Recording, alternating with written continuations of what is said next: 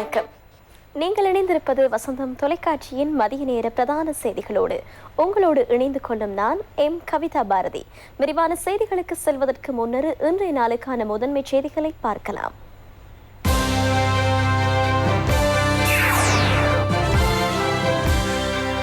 ஒரு லட்சம் கிலோமீட்டர் கிராமிய வீதிகளின் நிர்மாண பணிகளை 2024 பூர்த்தி செய்யும் பொறுப்பை அதிகாரிகளிடம் ஒப்படைத்தார் ஜனாதிபதி. ஆமி சம்பத்தின் மைத்துனரான ரேல் பாறை சுமீர போலீஸ் வலையில். கலபடத்தை தேரருக்கு எதிரான வழக்கிலிருந்து நீங்கினார் தலைமை நீதிபதி நவாஸ். மறுசீரமைக்கப்பட்ட 20வது அரசியலமைப்பு இன்று அமைச்சரவையில். வீதி மருங்கை மீறும் சாரதிகளுக்கு நாளை முதல் அபராதம். சுந்தர்பானி எல்லையில் இந்திய ராணுவம் மீது பாகிஸ்தான் தாக்குதல்.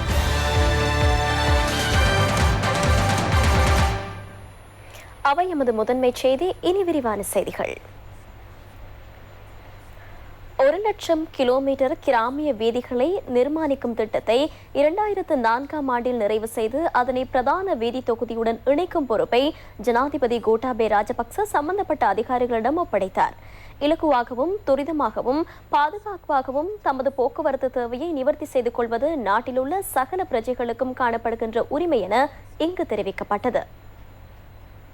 கிராமிய வீதிகள் மற்றும் ஏனைய உட்கட்டமைப்பு வசதிகள் ராஜாங்க அமைச்சின் எதிர்கால திட்டங்கள் குறித்து ஜனாதிபதி அலுவலகத்தில் இடம்பெற்ற பேச்சுவார்த்தையின் போதே ஜனாதிபதி இதனை தெரிவித்தார். போக்குவரத்து தொகுதியின் இடைநிறுத்தப்பட்டிருந்த பணிகளை பூர்த்தி செய்து செயற்திறன் மிக்க உயர்ந்த தரத்திலான வீதி தொகுதியொன்று அறிமுகப்படுத்தப்படும் என சுபிட்சக்தி நோக்கு கொள்கை பிரகடனத்தின் மூலம் உறுதி செய்யப்பட்டது. நாடுபூராகவும் 1,00,000 கிலோமீட்டர் கிராமிய மற்றும் குறுக்கு வீதிகளின் நிர்மாண பணிகள் சூழலுக்கு ஏற்ற முறையில் மேற்கொள்ளப்பட வேண்டும் என ஜனாதிபதி வலியுறுத்தினார். சிறிய பாலங்கள் மற்றும் கயிற்று பாலங்கள் போன்றவற்றிற்கு பதிலாக புதிய பாலங்கள் நிர்மாணிக்கப்பட வேண்டும். கடந்த ஒரு சில மாதங்களுக்குள் 8,000 கிலோமீட்டர் வீதியின் பணிகள் ஆரம்பிக்கப்பட்டுள்ளன. இவற்றில் சுமார் 400 கிலோமீட்டர் நிர்மாண பணிகள் பூர்த்தி செய்யப்பட்டுள்ளதாக இங்கு தெரிவிக்கப்பட்டது. வீதி நிர்மாண பணிகளுக்கென பயன்படுத்தப்படுகின்ற மண், கல் மற்றும் மணல் போன்றவற்றை தேவையான அளவில் வழங்கும் பொறுப்பு மாவட்ட செயலாளர்களுக்கு காணப்படுவதாகவும் ஜனாதிபதி தெரிவித்தார். வளங்களை வழங்குவதற்கு அங்கீகாரம் வழங்க வேண்டிய சுற்றாடல், வன ஜீவராசிகள், வன பாதுகாப்பு மற்றும் தொல்பொருள் உள்ளிட்ட சகல நிறுவனங்களும் மாவட்ட ரீதியில் கூடி அதற்கு அங்கீகாரத்தை வழங்க வேண்டும் எனவும் ஜனாதிபதி வலியுறுத்தினார். பிரதான வீதிகளின் இரு மருங்கிலும் 2 மில்லியன் கன்றுகளை நடுவதற்கும் இப்பேச்சுவார்த்தையின் போது தீர்மானிக்கப்பட்டது. வீதி நிர்மாண பணிகளின் கண்காணிப்பு நடவடிக்கைகள் அரசு மற்றும் ஒப்பந்தக்காரர்கள் ஆகிய இரு தரப்பினராலும் மேற்கொள்ளப்பட வேண்டும். முகவர்களுக்கு ஒப்பந்தங்களை வழங்க ஒருபோதும் இடமளிக்க கூடாது என ஜனாதிபதி சுட்டிக்காட்டினார். சகல பிரதான வீதிகளினதும் இரு மருங்கில் உள்ள நடைபாதைகளில் வாகனங்களை நிறுத்தி வைப்பது முற்றுமுழுதாக தடை செய்யப்பட வேண்டும் என ஜனாதிபதி ஆலோசனை வழங்கினார். அமைச்சர் ஜான்ஸ்டன் பெர்னாண்டோ, ராஜாங்க அமைச்சர் நிமா லாங்சா, பொருளாதார புத்தெழுச்சிக்கான ஜனாதிபதி செயலணியின் தலைவர் பசில் ராஜபக்ச உள்ளிட்ட பலரும் இதில் கலந்து கொண்டனர். திட்டமிட்ட குற்றச் செயல்களுடன் தொடர்புபட்ட சுமீர மதுசங்க ஹெரோயின் போதைப் பொருளுடன் கொட்டாஞ்சினையில் வைத்து கைது செய்யப்பட்டார். கொட்டாஞ்சேனை போலீசார் மேற்கொண்ட விசேட தேடுதலின் போது சுமீர மதுசங்க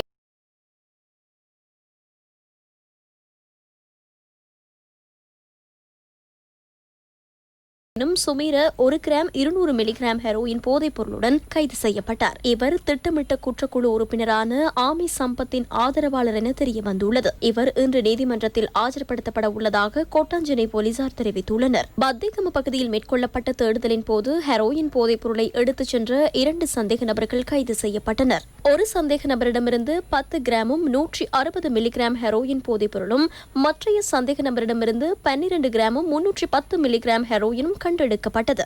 கொட்டாஞ்சேனை பிராந்திய ஊழல் ஒழிப்பு பிரிவுக்கு கிடைத்த தகவல்களுக்கு அமைய மேற்கொள்ளப்பட்ட சுற்றி வளைப்பின் போது கலனிமுல்ல சந்தியில் 75 கிராம் ஹெரோயினுடன் சந்தேக நபர் ஒருவர் கைது செய்யப்பட்டார். இவர் புதுக்கடை மேஜிஸ்ட்ரேட் நீதிமன்றத்தில் ஆஜர்படுத்தப்பட உள்ளார். 6 கிராம் 200 மில்லிகிராம் ஹெரோயினுடன் சந்தேக நபர் ஒருவர் மேகோட பகுதியில் வைத்து கைது செய்யப்பட்டார். மேகோட போலீசாருக்கு கிடைத்த தகவல்களுக்கு அமையவே தேடுதல் முன்னெடுக்கப்பட்டது. மேட்டியாகொட கலுப்பே பகுதியில் காணியொன்றில் மறைத்து வைக்கப்பட்டிருந்த துப்பாக்கி மற்றும் கைக்குண்டுகள் விசேட அதிரடிப்படையினரால் கண்டெடுக்கப்பட்டன. வெளிநாட்டில் தயாரிக்கப்பட்ட துப்பாக்கி போரா 12 ரக துப்பாக்கிகள், வெளிநாட்டில் தயாரிக்கப்பட்ட 2 கைக்குண்டுகள், 9 மில்லிமீட்டர் 12 ரவைகள் என்பனவும் கண்டெடுக்கப்பட்டன. அத்துடன் பல பகுதிகளிலும் மேற்கொள்ளப்பட்ட தேடுதல் நடவடிக்கைகளின் போது துப்பாக்கிகளுடன் பல சந்தேக நபர்கள் கைது செய்யப்பட்டனர். மதவாச்சி, திக்வெல்ல, சீதாவக்கபுர, எக்கலமுல்ல, கேகாலை ஆகிய பகுதிகளில் துப்பாக்கிகளுடன் சந்தேக நபர்கள் கைது செய்யப்பட்டதாக போலீஸ் தலைமையகம் தெரிவிக்கின்றது. அனுமதி பத்திரமின்றி 660 மதுபான போத்தல்களை எடுத்துச் சென்ற இருவர் மன்னாரில் கைது செய்யப்பட்டனர். மன்னார் போலீசாருக்கு கிடைத்த தகவல்களுக்கு அமையவே இவர்கள் கைது செய்யப்பட்டனர். மேட்டியாகுட போலீசாருக்கு கிடைத்த தகவல்களுக்கு அமைய மோட்டார் கார் ஒன்றை பின்தொடர்ந்து சென்று சுமார் 2 கிலோ கஞ்சா கைப்பற்றப்பட்டது. கோனாபினுவல கும்புலம பகுதியில் கஞ்சா பொதிகள் கைப்பற்றப்பட்டன. சந்தேக நபர் மோட்டார் காரை கைவிட்டு தப்பியோடியுள்ளார். இச்சந்தேக நபர் இதற்கு முன்னரும் கஞ்சா வர்த்தகம் தொடர்பில் நீதிமன்றத்தில் ஆஜர்படுத்தப்பட்டு பிணையில் விடுவிக்கப்பட்ட ஒருவர் என தெரிவிக்கப்படுகின்றது. சங்கைக்குரிய கலகுட அத்தே, ஞானசார தேரர் உள்ளிட்ட மூவருக்கு எதிராக தாக்கல் செய்யப்பட்ட வழக்கு விசாரணையிலிருந்து மேன்முறையீட்டு நீதிமன்ற தலைமை நீதிபதி AHMD நவாஸ் இன்று விலகினார். மேன்முறையீட்டு நீதிமன்றத்தில் தலைமை நீதிபதி AHMD நவாஸ் மற்றும் சோஹித ராஜகர்ணா ஆகியோர் முன்னிலையில் இவ்வழக்கு விசாரணைக்கு எடுத்துக் கொள்ளப்பட்டது. தனிப்பட்ட காரணத்துக்காக தான் இவ்வழக்கிலிருந்து விலகிக் கொள்வதாக நீதிபதி நவாஸ் நீதிமன்றத்தில் அறிவித்தார். இதற்கமைய முறைப்பாட்டை விசாரிப்பதற்காக மஹிந்த சமயவர்தன மற்றும் அர்ஜுன் ஒபேசேகர் ஆகியோர் அடங்கிய நீதிபதிகள் குழாம் பெயரிடப்படுவதாகவும் அவர் தெரிவித்தார். முல்லைத்தீவு குருகந்த ரஜமகாவிகாரையின் விகாராதிபதியின் இறுதிக்கிரிகள் தொடர்பாக முல்லைத்தீவு மேஜிஸ்ட்ரேட் நீதிமன்றம் வெளியிட்ட உத்தரவை மீறியதன் மூலம் நீதிமன்றத்தை இழிவுபடுத்தியதாக குற்றம் சுமத்தி சங்கைக்குரிய கலபடாத்தே, ஞானசார தேர் உள்ளிட்ட மூவருக்கு எதிராக இவ்வழக்கு தாக்கல் செய்யப்பட்டது. இவ்வழக்கின் பிரதிவாதிகளான முல்லைத்தீவு பிரதேசத்துக்கு பொறுப்பான சிரேஷ்ட போலீஸ் அத்தீட்சகர் மற்றும் முல்லைத்தீவு தலைமையக போலீஸ் பரிசோதகர் ஆகியோரை விடுவிப்பது குறித்த எவ்வித ஆட்சேபனைகளும் இல்லை என முறைப்பாட்டாளர்கள் சார்பில் தெரிவிக்கப்பட்டதை அடுத்து அவர்களை இவ்வழக்கு விசாரணையிலிருந்து விடுவிக்க மேன்முறையீட்டு நீதிமன்றம் தீர்மானித்தது. 20வது அரசியல் மறுசீரமைப்பை ஆராய்வதற்கென நியமிக்கப்பட்ட குழு தயாரித்த அறிக்கை இன்று அமைச்சரவைக்கு சமர்ப்பிக்கப்பட உள்ளது. 20வது மறுசீரமைப்பு தொடர்பாக புதிதாக இணைத்துக் கொள்ளப்பட வேண்டிய விடயங்கள் மற்றும் மாற்றியமைக்கப்பட வேண்டிய விடயங்கள் குறித்த அறிக்கையில் தெரிவிக்கப்பட்டுள்ளது. இது தொடர்பாக பல்வேறு கருத்துக்களும் முன்வைக்கப்பட்டன.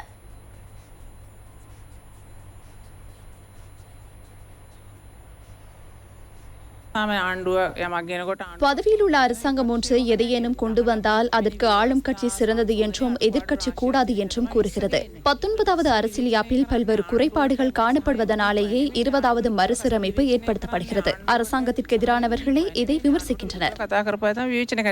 20வது சீர்திருத்தம் குறித்தும் நாம் கவலையடைகிறோம். நாட்டில் ஜனநாயகத்தை பாதுகாப்பதற்காகவே 19வது சீர்திருத்தத்தை கொண்டு வந்தோம்.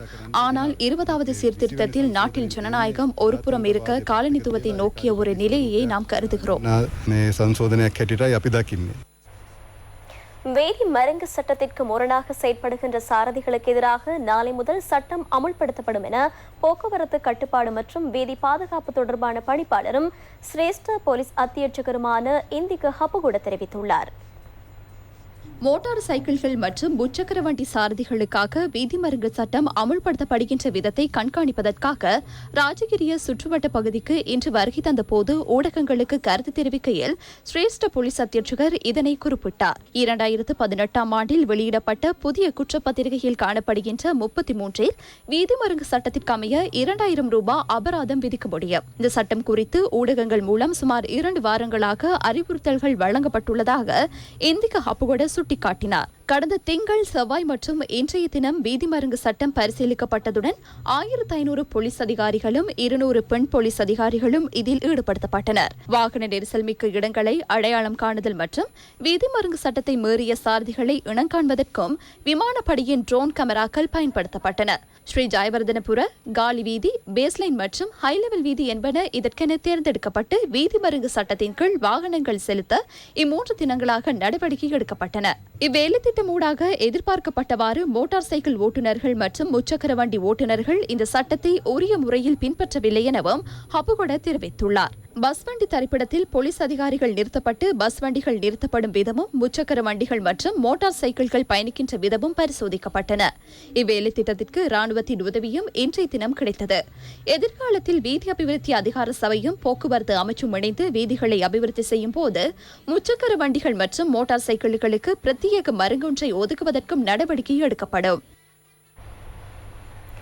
சகல பிரதேச செயலக பிரிவுகளிலும் 3 தேசிய பாடசாலைகள் வீதம் உருவாக்கி கல்வித்துறையில் புரட்சிகர மாற்றங்களை ஏற்படுத்தப் போவதாக அமைச்சர் பேராசிரியர் GL பீரிஸ் தெரிவித்துள்ளார். பிரிவினாக்களின் ஆசிரியர்களுக்கான நியமன கடிதம் வழங்கும் வைபவத்தில் கலந்து கொண்டு உரையாற்றும் போதே அவர் இதனை தெரிவித்தார். 137 பிக்குமார்களுக்கும் ஏனைய 123 பேருக்கும் 3 பிக்குணிமார்களுக்கும் நியமனங்கள் வழங்கப்பட்டன. அதிமேதகு ஜனாதிபதி கோட்டாபய ராஜபக்ஷவின் வழிகாட்டலில் நாட்டில் அனைத்து பிரதேச செயலக பிரிவுகளிலும் 3 தேசிய பாடசாலைகள் வீதம் ஏற்படுத்த உள்ளோம். மொத்தம் முழு நாட்டிலும் 1000 தேசிய பாடசாலைகள் உருவாக்கப்படும். தேசிய பாடசாலை ஒன்று கூட இல்லாத பிரதேச செயலகத்திலிருந்து இத்திட்டம் ஆரம்பிக்கப்படும். 123 பிரதேச செயலக பிரிவுகளில் ஒரு தேசிய பாடசாலை கூட இல்லை. உங்களுக்கு வீடு நாட்டிற்கு எதிர்காலம் எனும் வேலைத்திட்டத்தின் கீழ் வீடு தேவையுள்ள நபர்களுக்கு வீடுகளை பெற்றுக் கொடுக்கும் விரிவான வேலைத்திட்டம் ஒன்று அரசாங்கத்தினூடாக அமுல்படுத்தப்படும் என ராஜாங்க அமைச்சர் இந்திகா அனுருத்த தெரிவித்தார். வவுனியா போகஸ்வெவ மேல்குடியேற்றப்பட்ட 7 கிராமங்களில் உள்ள மக்கள் எதிர்நோக்குகின்ற பிரச்சினைகள் குறித்து கண்டறியும் சந்திப்பை அடுத்து ஊடகங்களுக்கு கருத்து தெரிவிக்கும் போதே அவர் இதனை குறிப்பிட்டார். வடக்கில் ஒரு சில பகுதிகளில் உள்ள மக்களுக்கு வீடுகள் இல்லை எனவும் இங்கு சுட்டிக்காட்டப்பட்டது. கடந்த அரசாங்கம் அமுல்படுத்திய முறையற்ற வேலை திட்டத்தினால் பாரிய நிதி வீணடிக்கப்பட்டதாகவும் இந்திகா அனுருத்த மேலும் தெரிவித்தார். இவ்விஜயத்தின் போது பாராளுமன்ற உறுப்பினர் காதர் மஸ்தானும் இணைந்திருந்தார். ஐக்கிய தேசிய கட்சி ஆதரவாளர்களின் பிரிவே கடந்த பொதுத் தேர்தலில் தோல்விக்கு காரணம் என ஐக்கிய தேசிய கட்சியின் பிரதி தலைவர் ருவான் விஜயவர்தன தெரிவித்துள்ளார். கலனி விகாரையில் சமய வழிபாடுகளில் ஈடுபட்டதன் பின்னர் ஊடகங்களுக்கு கருத்து தெரிவிக்கும் போதே அவர் இதனை தெரிவித்தார். பொது தேர்தலில் நாம் தோல்வியடையவில்லை. அது நமக்கு சிறந்த சந்தர்ப்பத்தை உருவாக்கி தந்தது. இக்கட்சியை முற்றுமுழுதாக மறுசீரமைக்க வேண்டியுள்ளது. ஆதரவாளர்கள் எம்மை விட்டு சென்றமையே தோல்விக்கு காரணம் என கருதுகின்றோம். கட்சியை முற்றுமுழுதாக மறுசீரமைத்து கட்சி ஆதரவாளர்களின் நம்பிக்கையை வென்று இக்கட்சியை எதிர்காலத்தில் சிறந்ததொரு இடத்திற்கு கொண்டு வருவதற்கான சந்தர்ப்பம் தற்போது கிடைத்துள்ளது. ஸ்ரீலங்கா முஸ்லிம் காங்கிரசின் ஸ்தாபக தலைவர் மாமனிதர் மர்ஹூம் MHM அஷ்ரஃபின் 20வது நினைவு தினம் இன்றாகும். இலங்கையில் முஸ்லிம் அரசியலின் பலர் தோன்றி மறைந்திருந்தார்கள். ஒரு சிலரே மக்கள் மனங்களில் வாழ்ந்து கொண்டிருக்கிறார்கள். அவ்வாறானவர்களில் ஒருவராக மர்ஹூம் அஷ்ரப் திகழ்கின்றார். முஸ்லிம் அரசியல் வரலாற்றில் வடக்கு கிழக்கு அரசியலை நோக்கும் போது மர்ஹூம் அஷ்ரஃபின் யுகத்திற்கு முன்னர் வடக்கு கிழக்கு முஸ்லிம்களுக்கென தனித்துவமான தலைவர்கள் உருவாகவில்லை. அவரது யுகத்திற்கு முன்னர் இலங்கையில் அகில இலங்கை மலாய் அரசியல் யூனியன், இஸ்லாமிய முற்போக்கு முன்னணி, முஸ்லிம் ஐக்கிய விடுதலை முன்னணி, அசிஸ் ஜனநாயக தொழிலாளர் காங்கிரஸ், ஐக்கிய மக்கள் முன்னணி போன்ற அமைப்புகளும் கட்சிகளும் உருவாக்கப்பட்டன. ஆனால் இந்த கட்சிகளின் தலைமைகளால் முஸ்லிம் சமூகம் எதிர்நோக்கிய பிரச்சினைகளுக்கு முழுமையான தீர்வை பெற்றுக் கொடுக்க முடியவில்லை. இந்த கட்சிகள் இணைந்து செயற்படவும் இல்லை. இதனால் முஸ்லிம்களின் அரசியல் பலவீனம் அடைந்ததுடன் வாக்குப்பளமும் சிதறடிக்கப்பட்டது. 1982 ஆண்டு முஸ்லிம் காங்கிரஸ் உதயமானது. இது வடக்கு கிழக்கு முஸ்லிம்களின் அரசியல் வரலாற்றில் திருப்பத்தை ஏற்படுத்தியது.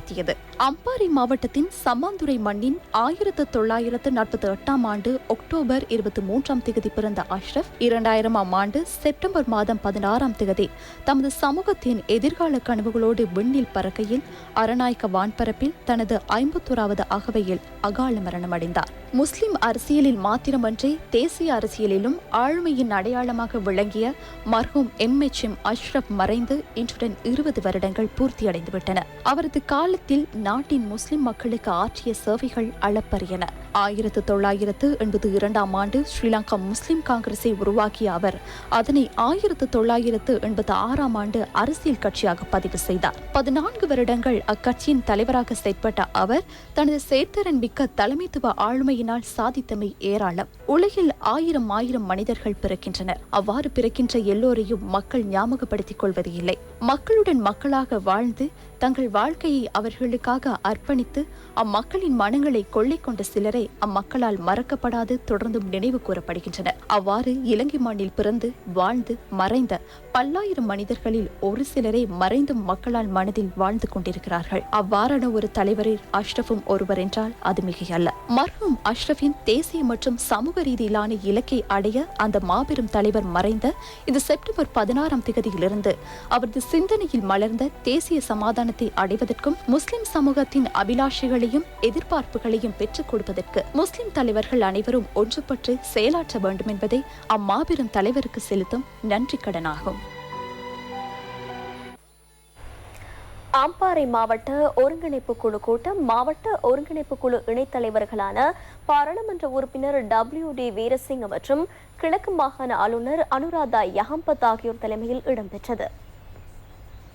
மாவட்ட செயலக கேட்போர் கூடத்தில் இடம்பெற்ற கூட்டத்தில் மியாங்குட குளம் வாய்க்கால் வழியினை மறுசீரமைப்பு செய்தல், லகுகல முதல் பானமைக்கு மாற்றுப்பாதையொன்றை அமைத்தல், நிந்தவூர் கடற்கரை கடலரிப்பு தவிர்ப்பு நடவடிக்கை, அம்பாறை நகர எல்லையில் உள்ள குளத்தை சுற்றிய நிலங்களை விடுவித்தல், ஆலியடிவம்பு மாவட்ட வைத்தியசாலையின் குடிநீர் பிரச்சினை, கோமாரி மாவட்ட வைத்தியசாலைக்கு வழங்கப்படும் குடிநீர் அளவை அதிகரித்தல், தீகவாவி வைத்தியசாலைக்கு புதிய கட்டடம் அமைத்தல், தபாலகத்தினை வேறு கட்டடத்திற்கு நகர்த்துதல் உள்ளிட்ட பல விடயங்கள் குறித்து கலந்துரையாடப்பட்டது.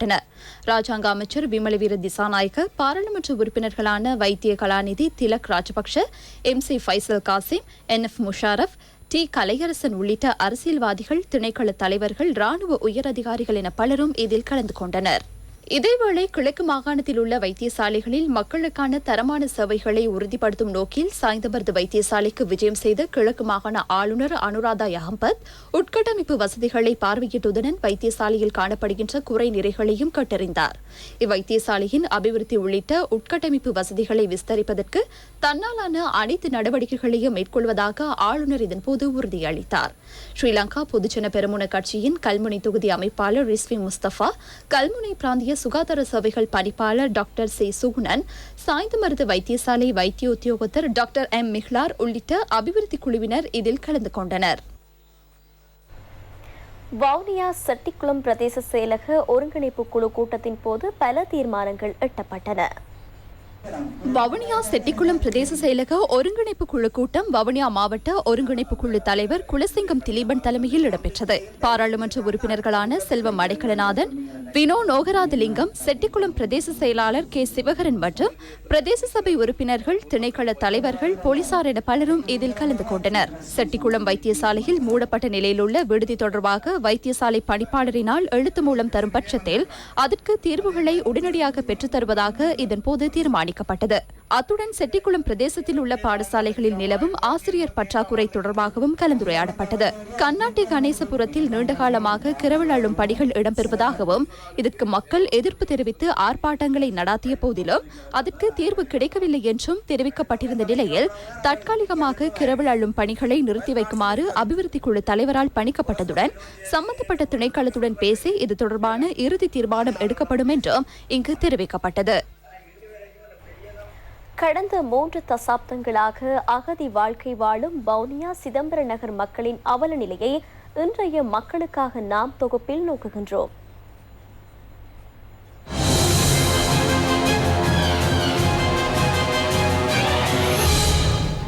நாட்டில் கடந்த பல தசாப்தங்களாக இடம்பெற்று வந்த யுத்தத்தினால் தமது இருப்பிடங்களை இழந்து 29 ஆண்டுகளாக அடிப்படை வசதிகளின்றி வவுனியா சிதம்பர நகர பகுதி மக்கள் அகதிகளாக அல்லல்படுகின்றனர். இலங்கையிலிருந்து இந்தியாவுக்கு சென்ற அகதிகளை மீள அழைத்து அவர்களை குடியமர்த்த நடவடிக்கைகள் மேற்கொள்ளப்பட்டன.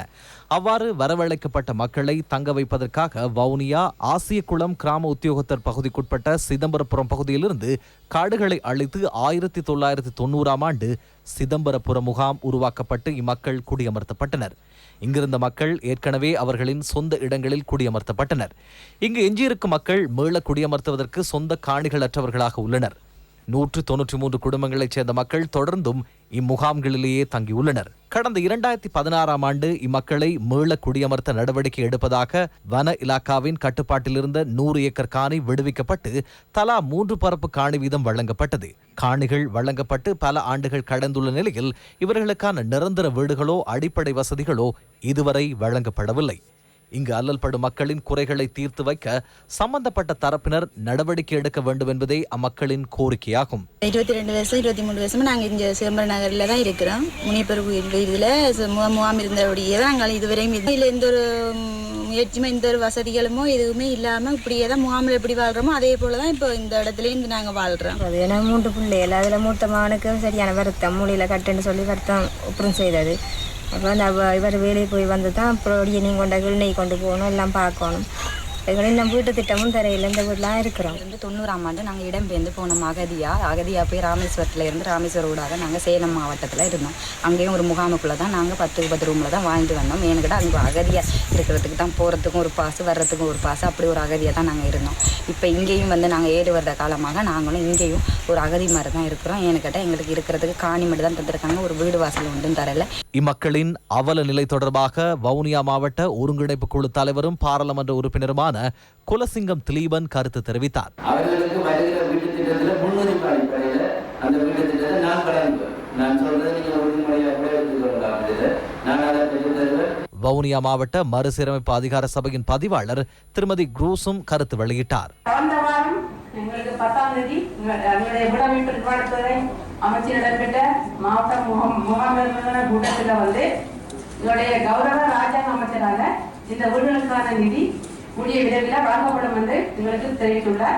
அந்த நிதி கிடைக்கும் என்றும் இந்த வேலை திட்டங்கள் தொடர்ந்து எங்களால் முன்னெடுத்து செல்லப்படும் என்பதை இந்த இடத்துல கூறிக்கொள்வோம்.